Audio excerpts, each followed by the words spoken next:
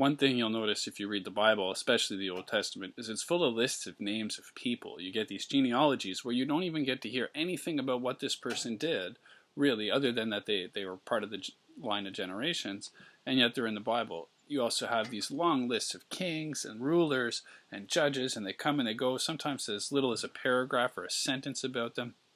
What's this all about, and why is it there? Part of what happens in the Bible, it's always been a concern in biblical era right through to today. People today still wonder about this, at least many of us.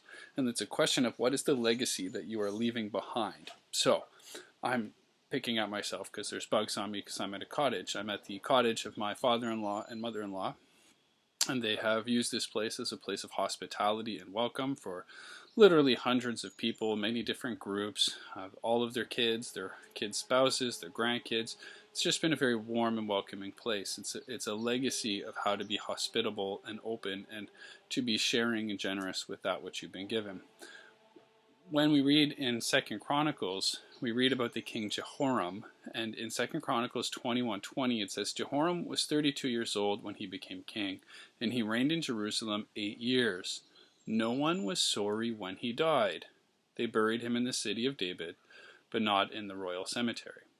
Now this is pretty rough. I don't want to get into the details of being buried in the wrong cemetery, but I did want to stop a moment and think about this concept. No one was sorry when he died. We need to live our lives conscious of the legacy we leave behind. We live a life of faith, of obedience if we can.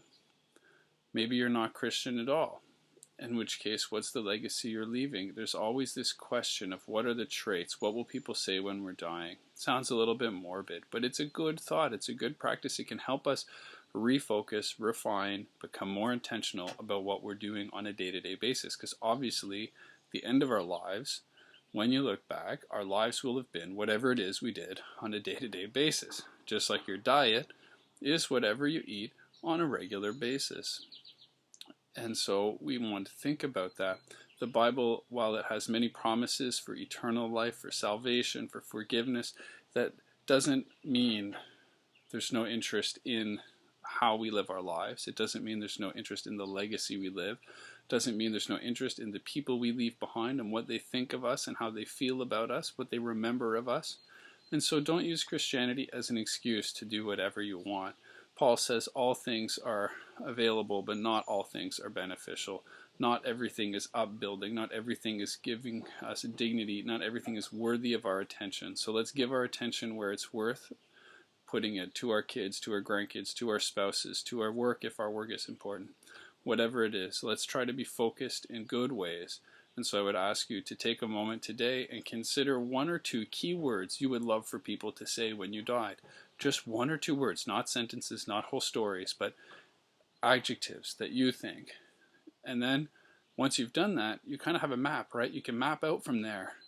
This is the compass, I guess, is what you have. I want people to say I was a generous person. I want people to say I was a hospitable person. I want people to say I was gentle, patient, kind, whatever.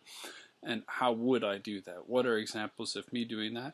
And importantly, what are examples of me failing to do that? And how do I learn from those so that I could do that better, if that's actually what I want people to say about me later?